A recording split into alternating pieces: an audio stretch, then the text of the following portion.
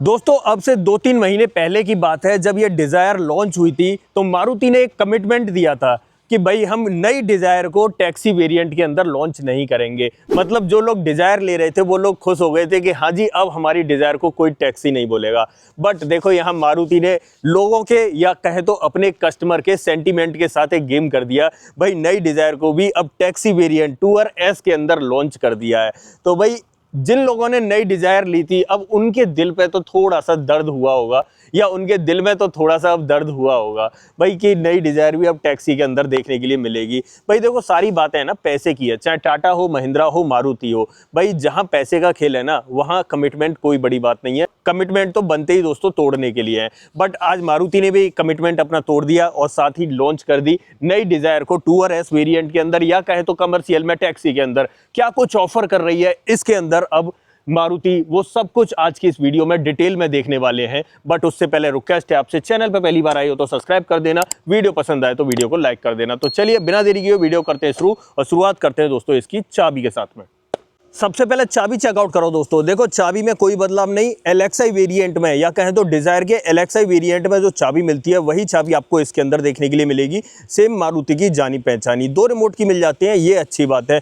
लेकिन पहला जो वेरिएंट आता था ना उसमें 2 रिमोट की नहीं मिलती थी, उसमें आपको एक ही मिलती थी और शायद मिलती भी नहीं थी। मुझे अच्छे से याद नहीं है, आप कमेंट में बताइए मिलती थी या नहीं मिलती थी।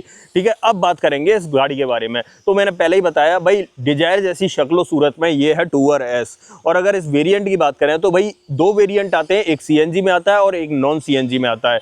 नॉन सीएनजी वाला स्टैंडर्ड के नाम से आता है और सीएनजी वाला सीएनजी के नाम से ही आ जाता है दोस्तों। तो ये एक्स शोरूम कॉस्ट करता है 7,74,000 रुपए का। लेकिन बट वहीं पर बात करें नॉन सीएनजी की तो वो कॉस्ट करता है 6,80,000 रुपए का। तो दोनों के अंदर भाई आपको 80 से 90,000 रुपए का अंतर देखने के लिए मिल जाता है। बट आज इस वेरिएंट की बात करेंगे, सीएनजी वाला है, 7,74,000 एक्स शोरूम कीमत है और इसके अंदर आपको 1.2 लीटर का K12M सीरीज का 3 सिलेंडर इंजन मिल जाता है जो 76 bhp की पावर 98 न्यूटन मीटर का टॉर्क प्रोड्यूस कर देता है। माइलेज की बात करूं तो 31 किलोमीटर पर किलोग्राम का माइलेज ये सीएनजी में निकाल देती है। फ्रंट से चेकआउट करते हैं क्या कुछ मिलता है। भाई देखो अगर फ्रंट की बात करें ना तो डिजायर का एलएक्सआई वेरिएंट उठा लो, सेम टू सेम आपको कॉपी मिलेगी। यहाँ प्रोजेक्टर हेडलैम्प मिल जाते हैं, यहाँ पर इंडिकेटर ब्लिंक कर रहा है, पार्किंग लाइट देखने के लिए मिल जाती है। नीचे की तरफ बात करें तो आपको फॉग लाइट नहीं मिलती है। सामने की ग्रिल की बात करते हैं तो पूरी ग्रिल आपको मैट फिनिश के अंदर देखने के लिए मिलती है। सुजुकी का लोगो और बाकी जैसा कि एलएक्सआई वेरिएंट के अंदर आता है ना, ये पार्ट ये ग्लॉस ब्लैक के बजाय आपको ब्लैक फिनिश में ही मिलेगा और जो क्रोम का ट्रीटमेंट था ना वो भी इससे मिसिंग मिलेगा।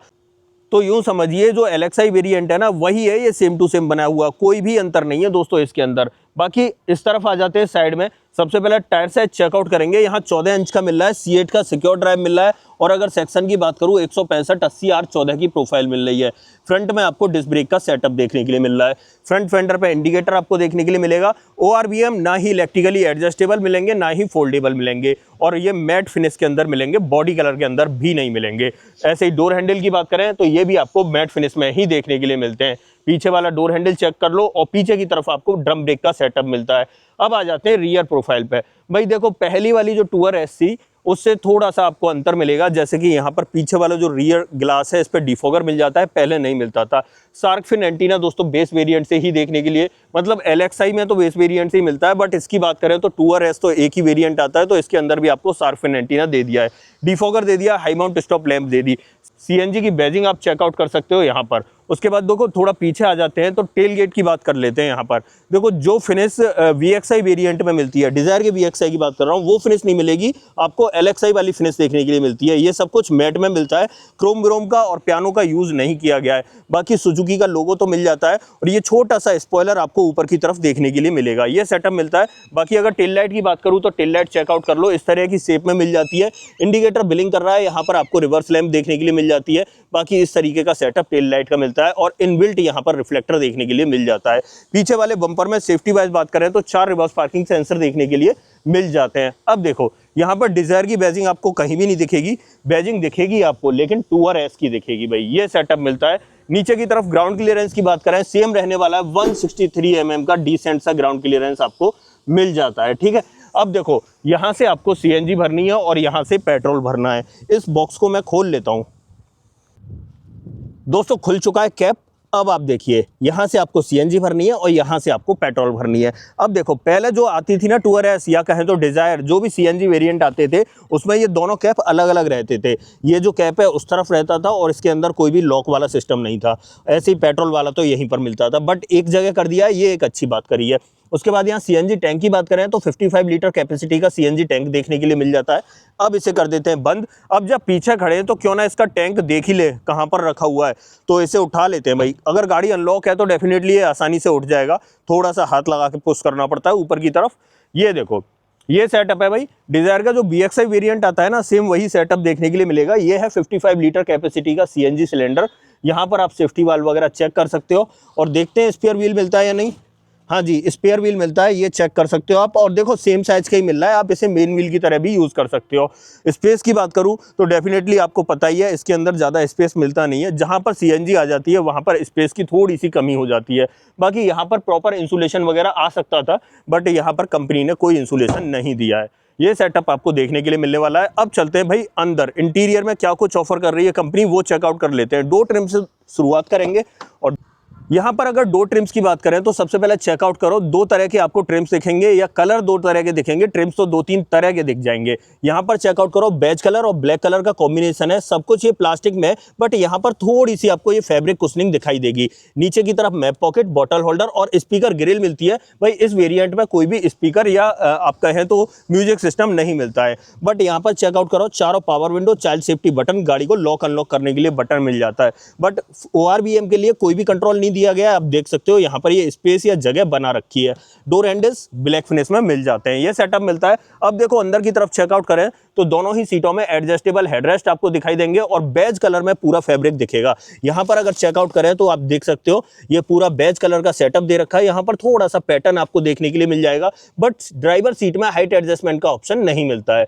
यहाँ से नीचे से आपको जो है ना इसका बूट ओपन करना है और देखो फ्यूल लिड और बोनेट आपको यहाँ से ओपन करना है। नीचे की तरफ आपको तीनों पैडल के साथ डेडिकेटेड डेड पैडल भी दिखाई देगा। ये सेटअप मिलता है। थोड़ा ऊपर आ जाते हैं तो सीएनजी फ्यूल में चेंज करने के लिए हेडलाइट लेवलर मिल जाता है। यहाँ पर आपको ट्रैक्शन कंट्रोल मिलता है। एसी वेंट की डिजाइन की बात करें तो इस तरीके का मिलता है। चारों तरफ बेज कलर की जो गार्निशिंग है या कलर का टेक्सचर है वो देखने के लिए मिल जाता है। बाकी बातें अंदर बैठ के करेंगे। अंदर आपको क्या कुछ ऑफर करती है, तो सबसे पहले इग्निशन ऑन कर लेते हैं। अब सबसे पहले इंस्ट्रूमेंट क्लस्टर से शुरुआत करते हैं। तो यहाँ पर चेकआउट करो भाई, वही मिल रहा है सेम टू सेम LXI में जो मिलता है। यहाँ पर टेकोमीटर और स्पीडोमीटर मिल रहा है, बीच में MID मिल रही है, यहाँ पर CNG गेज और यहाँ पेट्रोल गेज मिल रहा है। अब देखो यहाँ इसे टॉगल करने के लिए ट्रिप को तो यहाँ से मिल जाता है, बाकी के मोड आप यहाँ से टॉगल कर सकते हो। नीचे की तरफ आपको बदलते हुए भी दिखाई दे रहे होंगे। ये सेटअप देखने के लिए मिलता है। यहाँ पर आपको वाइपर का स्टॉक मिलेगा और यहाँ पर आपको हेडलाइट का स्टॉक मिल जाता है। स्टीयरिंग व्हील की बात करें, कोई भी स्टीयरिंग माउंटेड कंट्रोल नहीं मिलता है, बट नीचे की तरफ फ्लैट बॉटम देखने के लिए मिल जाता है। ठीक है, बीच में सुजुकी का लोगो मिल जाता है और इसके अंदर देखें तो टिल्ट का ऑप्शन मिलता है, बट टेलीस्कोपिक का कोई ऑप्शन आपको नहीं मिलता है। यहां पर आ जाते हैं तो यहां पर कोई भी म्यूजिक सिस्टम नहीं मिलता है। ये पोर्शन जो है पूरा खाली है। आपका सबसे पहला काम यही होने वाला है कि यहां पर आपको म्यूजिक सिस्टम लगवाना पड़ेगा। भाई टूर एस में पहले से ही आपको पता है कि कोई भी म्यूजिक सिस्टम नहीं आता था। ऐसे ही यहाँ पर देखें तो दोनों एसी वेंट चेकआउट कर सकते हो। यहाँ पर एसी का जो डिजाइन है, वैसे तो मैनुअली ऑपरेटेड कंट्रोल्स दिए गए हैं, बट जो डिजाइन है वही रखा गया है जो LXI में आता है। मतलब ये हूबहू बनी हुई LXI ही है दोस्तों। यहाँ पर चेकआउट करो तो यहाँ एक 12V का पोर्ट मिल जाता है, बाकी कुछ नहीं मिलेगा। ये फोन वोन रखने के लिए एक स्पेस मिल जाता है जिसमें मैंने अपना फोन रख रखा है। बाकी 2 कप होल्डर आप चेकआउट कर सकते हो। 5 speed manual transmission black colour में ही है। ये पूरी नॉब प्लास्टिक के अंदर है, कोई भी गार्निशिंग वगैरह नहीं मिलती है। ऐसे मैनुअली ऑपरेटेड पार्किंग ब्रेक मिल जाता है। यहाँ पर डोर ट्रिम्स वगैरह की बात करें तो सेम एग्जैक्ट वही देखने के लिए मिलने वाला है। ऐसे ही डैशबोर्ड पे देखें तो यहाँ ब्लैक कलर, यहाँ बेज कलर और यहाँ पर ये थोड़ा सा अलग पैटर्न मिल जाएगा। ग्लोब बॉक्स चेकआउट कर लो, वही सेम साइज, डिसेंट साइज आपको देखने के लिए मिलेगा। थोड़ा सा ऊपर आ जाते हैं तो ये ग्रैब हैंडल आप देख सकते हो, साथ में सनसेड और उसके अंदर वैनिटी मिरर नहीं मिल रहा है। यहाँ पर देखें तो सादा सिंपल IRVM मिलता है, मैनुअल डिमिंग नहीं मिल रहा है। और इस तरफ चेकआउट करें तो यहाँ पर ये सादा सिंपल सनसेड मिलता है ड्राइवर साइड में भी। ये सेटअप इसका फ्रंट ड्राइवर कैबिन का देखने के लिए मिल जाता है। अब देखो सेफ्टी की बात करूँ ना तो भाई एक चीज अच्छी रखी मारुति ने, यहाँ पर सेफ्टी से कोई कॉम्प्रोमाइज नहीं किया है। जो सेफ्टी इसके अंदर ऑफर कर रही है ना मारुति, मतलब LXI, VXI, ZXI, ZXI plus के अंदर, वो सब कुछ आपको इसके अंदर भी मिलेगा। जैसे कि देखो 6 एयरबैग, ABS, ABD, ESC और हिल असिस्ट का ऑप्शन देखने के लिए मिल जाता है। बाकी सेंटर लॉकिंग वगैरह और ये सब तो मिल ही जाता है। अब आ जाते हैं इसकी सेकंड रो में, वहां चेकआउट करते हैं और क्या कुछ ऑफर कर रही है कंपनी। तो चलते हैं भाई पीछे की तरफ।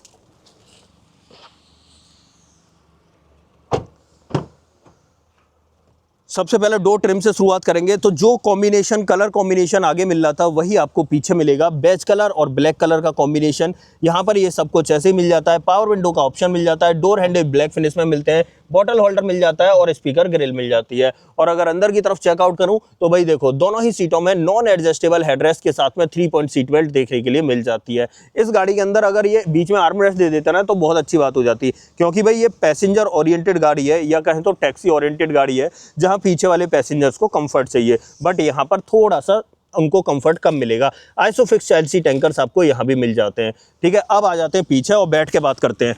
अगर लेग रूम और नी रूम की बात करूं तो डिसेंट और अच्छा आपको लेग रूम नी रूम देखने के लिए मिल जाता है। वहीं पर अगर हेड रूम की बात करूं तो हेड रूम आप चेकआउट कर लो, इस तरीके से मिल जाता है। ऊपर 2-3 उंगलियों के बराबर आपको स्पेस देखने के लिए मिलेगा। ठीक ठाक है, मेरी हाइट 6 फीट है, उसके अकॉर्डिंग ठीक है दोस्तों।